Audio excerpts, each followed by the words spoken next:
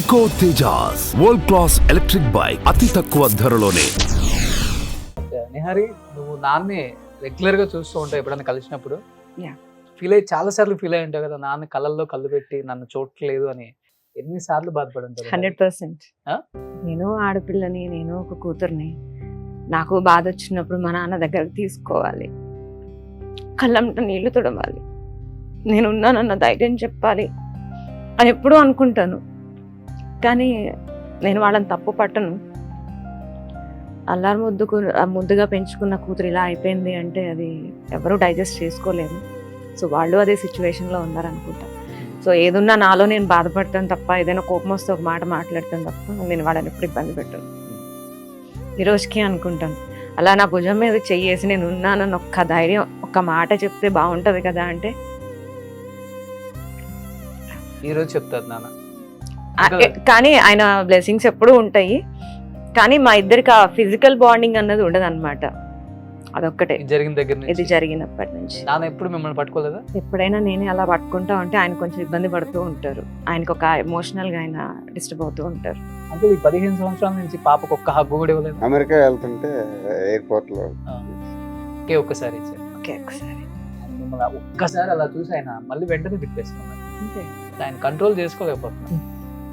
జరిగి 15 సంవత్సరాలు అవుతుంది. అవును. కానీ ఇప్పటికీ నిన్నో మొన్నో జరిగినట్టుగానే ఆయన ఊహించుకున్నారు.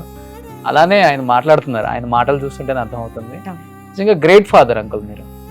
ఇన్ని సంవత్సరాల నుంచి ఒక ఆడబిడ్డని వెంట పెట్టుకొని కంటికి రెప్పలాగా చుట్టుపక్కల అందరిని పెట్టి తను ఎప్పుడైనా కానీ ఒక స్థానానికి వస్తుందని చెప్పేసి గుర్తించి తనని ఇండిపెండెంట్గా వదిలేశారు. చూడండి, గ్రేట్. అది ఏం చెప్తావు దానికి నిహారి? ఏమో అంతే, ఆయన మీద ఆయనకున్న నమ్మకం. మేబీ ఆయనకి ఈ జీవితాన్ని ప్రసాదించిన వాళ్ళ నాన్నగారి పోలిక. మా తాతగారు ఫ్రీడమ్ ఫైటర్. నేను ఎన్నిసార్లు అయినా సరే నేను చాలా గర్వంగా చెప్పుకుంటాను మా తాతగారి గురించి. తాతగారు ఫ్రీడమ్ ఫైటర్. మేబీ నాన్నకు రాకపోయినా ఆ ఫైటింగ్ నేచర్ నాకు వచ్చింది అనుకుంటా నేను. అంతే. ఇంతగా ప్రేమించే తల్లిదండ్రులు దొరకటం చాలా కష్టం. చాలా కష్టం. బట్ ఎప్పుడైనా కానీ నువ్వు సూసైడ్ అటెంప్ట్ చేసేటప్పుడు ఒక్కసారి నాన్న మైండ్లో తెచ్చుకున్నావు? అసలుకి నీకున్న బాధలను తెచ్చుకొని నువ్వు అటెంప్ట్ చేసుకున్నావు, కానీ ఒక్కసారి నాన్న వచ్చి ఉంటే ఇలా ఉండేదానివి కాదు కదా అని నాన్న చాలాసార్లు అనుకునేవాడు. ఎప్పుడైనా అనుకున్నావా నిహారి? బేసికల్ గా అక్కడ మా మధ్యన కన్వర్సేషన్ జరుగుతుంది ఆ టైంలో. అంటే కిరోసిన్ పోసుకున్న తర్వాత మా మధ్యన ఆల్మోస్ట్ 1.5 hour కన్వర్సేషన్ జరిగింది.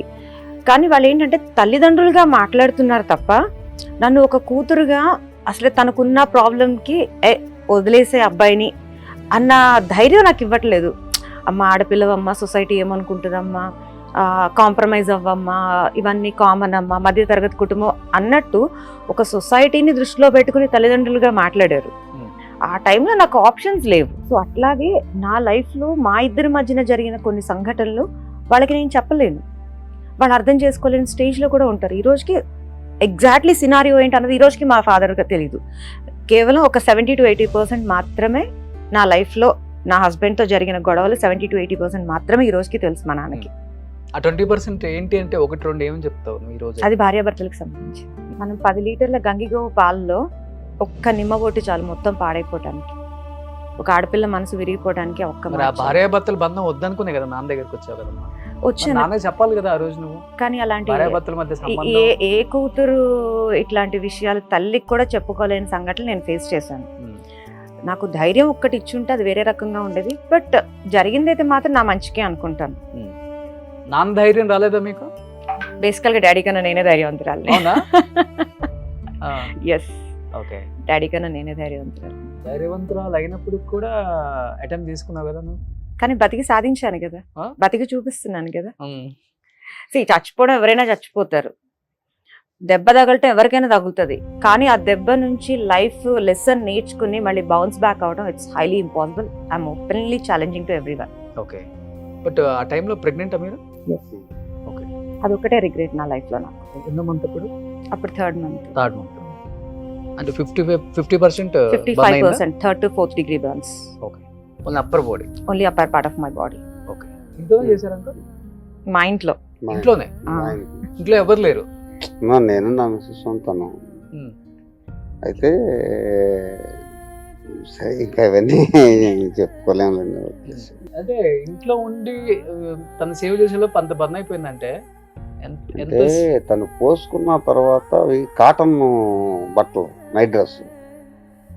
మేము ఊహించింది ఏంటంటే పోసుకున్నది మనం ఏదో డిస్కషన్ పెట్టాము అంటుంది, కాసేపు అంటుంది, మనం ఏదో గొడవ చేస్తున్నాం, అట్లా కాదు ఎట్లా కన్నాం అని నాకు థాట్ రాలేదు.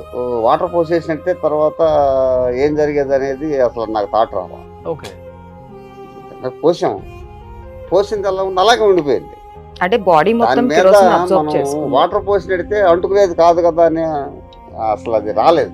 ఇప్పుడు తర్వాత మీలాంటి ఆయన కానీ అరే ఇంతసేపు గంట సేపు డ్రెస్ మీద, కాటన్ డ్రెస్ మీద కిరసనాలు పోసుకుందాన్ని అంటున్నావు కదా, నీళ్ళు పోయలేకపోయావా? అసలు నాకు స్టన్ అయిపోయా. అంటే మీరు వాటర్ పోయలేదు? వాటర్ పోయలేదు. తను పోసుకున్న తర్వాత అంటించుకోలేదు. ఆ, 1.5 అవర్ డిస్కషన్ జరుగుతుంది. తర్వాత కామ్ అయింది. కామ్ అయితే మేము లోపలికి వచ్చాము, తను బాత్రూంలోకి వెళ్ళింది.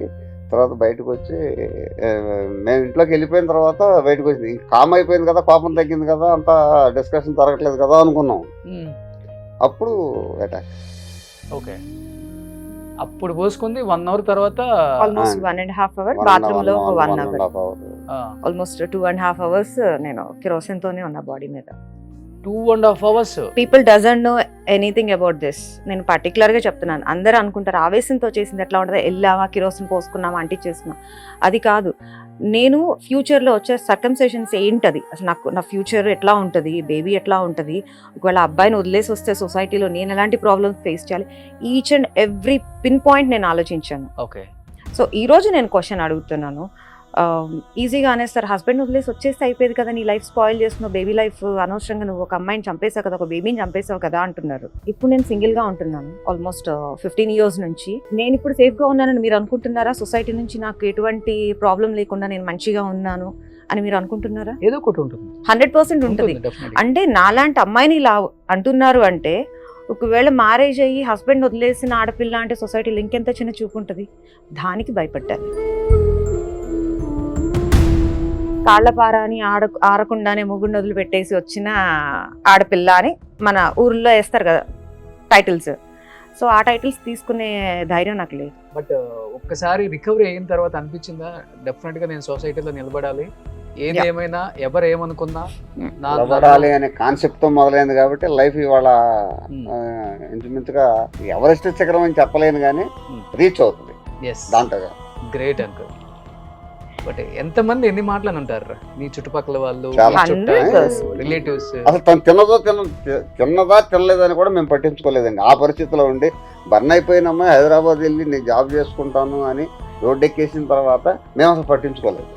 మీరే పట్టించుకోలేదంటే ఇప్పుడు నేను జాబ్ చేసుకుంటాను హైదరాబాద్ వచ్చింది, వెనకాల నేను రాలేను, నా స్తోమత కూడా చూసుకోవాలి. నేను ఫ్యామిలీ మార్చేసి హైదరాబాద్ వచ్చి 50 years ఓల్డ్లో నేనేం చేయాలి? అక్కడ నేను పల్లెటూరులో ఏం చేయకపోయినా నాకు ఫుడ్ వెళ్ళిపోద్ది. చాలా చిన్న ఏదో ఒకటి ఏజెంట్ గాను ఏదో ఒకటి నేను చేసే వృత్తి ఉంది. కానీ హైదరాబాద్ వస్తే 50 years ఓల్డ్లో నేను హైదరాబాద్ వచ్చి ఎలా పరిగెత్తాలి? అదే 20-25 years ఓల్డ్ అయితే పరిగెత్తాడు, వాడు 100 km స్పీడ్తో పోతాడు. లేదనంటే 80-90s వచ్చి మనల్ని వాళ్ళని తీసుకెళ్ళి బడ్డీ కొట్టు దగ్గరికి వెళ్ళి ఏదో చాక్లెట్ ఇప్పించే వయసు అయితే అన్న హైదరాబాద్ రావాలి. ఇది మిడిల్ ఏజ్. మిడిల్ ఏజ్లో నేను హైదరాబాద్ వచ్చి తనకు సపోర్ట్గా ఎలా ఉండగలను ఫ్యామిలీ? కాబట్టి తను ఎప్పటికప్పుడు రికవరీ అవుతుంది, అక్కడికి వెళ్తున్నాను, వాళ్ళు పరిచయం అయ్యారు, వీళ్ళు పరిచయం అయ్యారు అని మనకి ఇన్ఫర్మేషన్ ఉంటుంది.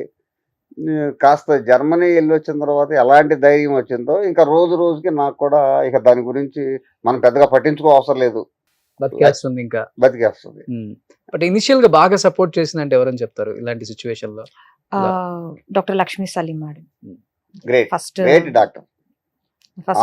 చెప్పాను కదా, జర్మనీ డాక్టర్స్తో వాళ్ళ హాస్పిటల్లో ఆపరేషన్ చేయించి ఆమె పాపను చేరదీసి వాళ్ళ హాస్పిటల్లో ఎంప్లాయీగా పెట్టుకుని సోమాజిగూడలో తనకి మంచి లైఫ్. గ్రేట్. ఒకసారి మన హరి ఎలా ఉందో ఒకసారి చూద్దాం. బిఫోర్ కొన్ని ఫొటోస్ ఫ్యామిలీతో. నిహారి అమ్మగారు, అమ్మ పేరేంటి? ఊర్మిళ. సో అమ్మ ధైర్యం మీకు ఎక్కువ? కొంతవరకు మొండితనం. అమ్మది మొండితనం. మొండితనం. తమ్ముడు ఏం చేస్తున్నారు ఇప్పుడు? బీటెక్ సెకండ్ ఇయర్ చదువుతున్నాడు. ఓకే. సో తమ్ముడు చాలా చిన్నోడు చాలా ఈ చిన్నోడు. జరిగినప్పుడు, ఎస్ ఆ? కానీ ఆ ప్రేమ ఎక్కువ ఉంటుంది అక్క మీద. ఎంత చాలా సపోర్ట్ చేసేవాడు మీకు అప్పుడు? అంటే వాడి నా ధైర్యం. ఇప్పుడు నేను జనరల్ గా ఏం చెప్తారు, మా అమ్మ ధైర్యం, మా అమ్మ నాన్న ధైర్యం అంటారు కదా, నేను నా తమ్ముడు నా ధైర్యం అని చెప్తాను అంతే. ఇంకా imagine ఎందుకంటే చేసుకో. వాడు తనకి అంత దగ్గర అయ్యాడు, మేము దూరంగా ఉన్నాం. ఉమ్, దూరంగా ఉన్నాం అని ఎందుకు చెప్తున్నానంటే, నేను నలుగురు తినడానికి సంపాదించాలి. నేను గవర్నమెంట్ ఎంప్లాయీని కాదు, వేరే విధంగా చూసుకుంటే ప్రాపర్టీస్ ఉన్న మనిషిని కాదు. రోజు రోడ్డు ఎక్కితే కానీ నేను సాయంత్రానికి ఒక 100, 400, 300 తీసుకొచ్చి ఇంటి దగ్గర ఇస్తే కానీ నాకు ఫ్యామిలీ గడవదు. ఓకే. ఆ పరిస్థితుల్లో నేను హైదరాబాద్ వచ్చిన పిల్లని ఎమ్మటేసుకోవాలా, ఊర్లో చిన్నపిల్లడు అయ్యుండి వాడి భవిష్యత్తు చూడాలా. ఈ 2 క్యాలిక్యులేషన్లో తను ధైర్యంగా ముందెళ్తుంది కాబట్టి నేను కొద్దిగా వెనకడుగు వేయొచ్చు అనే కాన్సెప్ట్ నాకు వచ్చింది. తను ధైర్యంగా ముందుకు పోతుంది, నా సపోర్ట్ ఎంతవరకు అనేది కూడా నేను క్యాలిక్యులేషన్ చేసుకున్నాను. ఓకే. మరి అదే తమ్ముడు అనేవాడు లేకుండా తను ఒకటే ఉంటే ఆ రోజుల పరిస్థితి ఎట్లా ఉండేదో. అవును. బట్ అప్పటికి అంత అంటే స్తోమత లేకపోయినా గానీ ఆమెకి ఎంత ఒక 15 లక్షల దాకా ఖర్చు పెట్టారు. మంచి సర్కిల్ ఉంది నాకు. తోడబుట్టిన వాళ్ళు ఉన్నారు 6, వాళ్ళంతా మంచి పొజిషన్లోనే ఉన్నారు. పర్లేదు. ఇప్పుడు ఏమీ లేని టైంలో మీరు 10,000 ఇచ్చారంటే గొప్ప గొప్ప కదా. అవును. ₹1,00,000 ఇచ్చారంటే, అలా 2,00,000 ఇచ్చాడు మా ఫ్రెండ్, ఆయన స్టేట్ బ్యాంక్ మేనేజర్. ఓకే. అలా నన్ను ఎవరు ఇడిచిపెట్టలేదు. ఒక ఆయన అయితే నేను ఎవరికో ఒక ఆయనకి చిన్న అమౌంట్ బాకీ ఉన్నా, ఇది హాస్పిటల్లో ఉండగా ఆయన వచ్చాడు. సుబ్బారావు, నేను ఓ 10 రోజులు అయిన తర్వాత నీకు ఇవ్వాల్సిన డబ్బులు ఇస్తానంటే, ఏం చేసి ఆ మాట అన్నావు, నన్ను వెళ్ళిపోమన్నావా, నేను పిల్లని చూడటానికి వస్తే నేను డబ్బుల గురించి మాట్లాడుతున్నావు నువ్వు అని చెప్పి బాధపడ్డాడు. మరి అలాంటి వ్యక్తుల్ని నేను ఇలాంటి స్టేజ్ మీద గుర్తు తెచ్చుకోవాలి. లెఫ్ట్ రైట్ 2 ఫ్రెండ్స్ ఉన్నారు. ఫణికుమార్ అని స్టేట్ బ్యాంక్ మేనేజర్.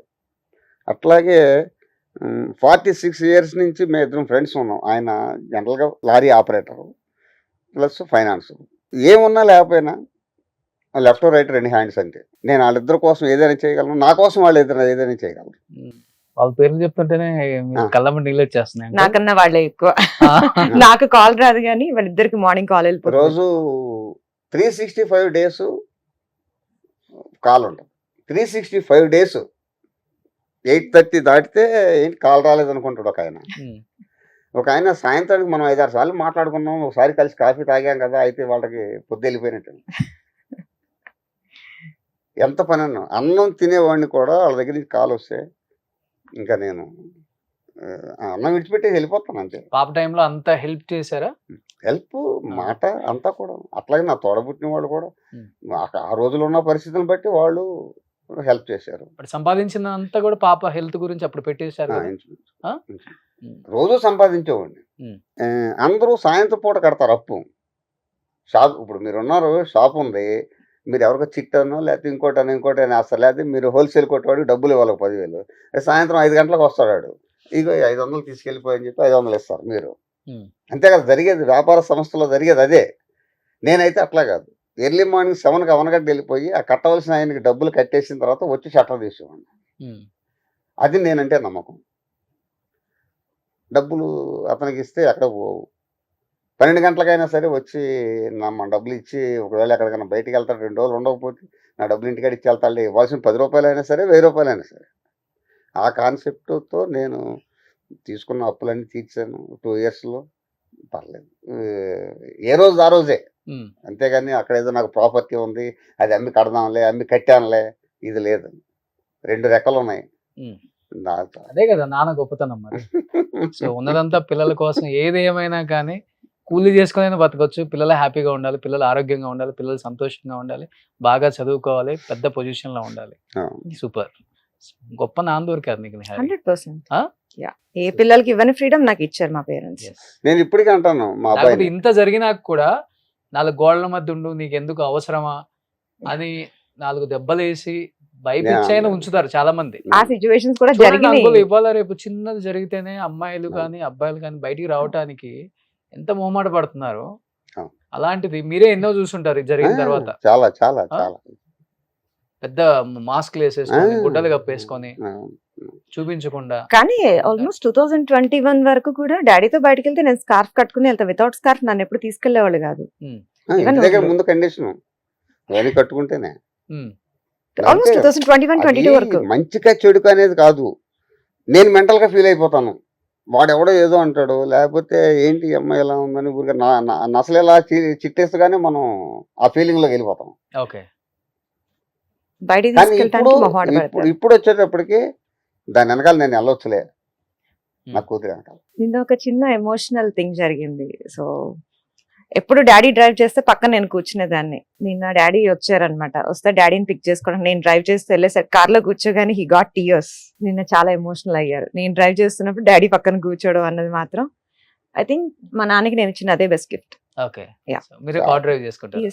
చాలా మంది ఆడపిల్లలు, నేను ఇంకొక విషయం, ఈ సందర్భం వచ్చింది కాబట్టి 15 ఇయర్స్ డ్రైవింగ్ స్కూల్ మెయింటైన్ చేశాను. మీరు 15 ఇయర్స్ చాలా మంది ఆడపిల్లలకు నేర్పా, మగ పిల్లలకు నేర్పిన అది వేరే విషయం. ఏ ఆడపిల్ల కూడా నా దగ్గర నేర్చుకున్న తర్వాత తన సొంత కారుతో నేను హైదరాబాద్ నుంచి అవనగడ్డ వచ్చాను లేదా హైదరాబాద్లో ఆఫీస్కి వెళ్ళానని ఎంతవరకు అన్న ఆడపిల్ల లేదు. కానీ నేను నెల రోజుల నాడు కొత్త కారు కొని 15 రోజులు తన నుంచి ఇవాళ సిటీలో ఏ పక్కకైనా తనే తోలుతాం. దాని గురించి వావ్. అది ఎవరి వల్ల కాదు, ఓకే. ఎందుకంటే నేను ప్రత్యక్షంగా నేను నేర్పిన, నేను ఇన్స్ట్రక్టర్నే. ఇంతవరకు నా దగ్గర నేర్చుకున్న ఆడపిల్లలు ఎవరు కూడా అంకుల్ నేను కారు ఇండివిజువల్గా వేసుకెళ్ళిపోతాను అని అన్నవాళ్ళు లేరు. అయితే తను నేర్పమంది.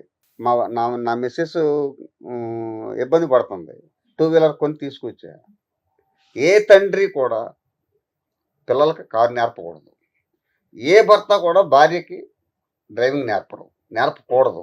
మీరు చిన్న తప్పు చేసినప్పుడు నేను ఒక దెబ్బ కొడతా, బయట వాడిని కొట్టాను అనుకోండి వాడు ఫీల్ అవ్వడు, నేను డబ్బులు ఇస్తున్నాను మా గురువు అనుకుంటాడు. కానీ ఇక్కడ ఫీలింగ్ తండ్రి ఫీలింగే ఉంటుంది, ఎదురు తిరగచ్చు.